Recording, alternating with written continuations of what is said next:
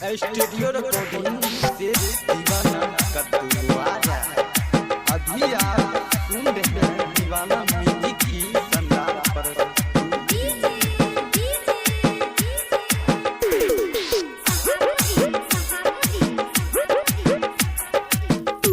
पागल बनल रहियो के जान तो रखाते, पागल बनल रहियो के जान तो रखाते, पागल बनल रहियो के जान तो रखाते। हमरा से करके धोखा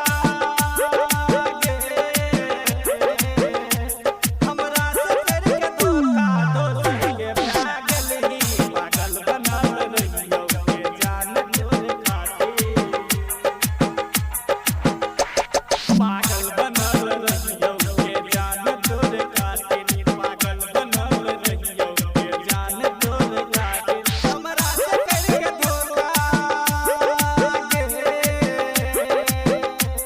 हमरा से करके धोखा दोस्त के भागल ही। पागल बनल रहियो के जान तो रखाते।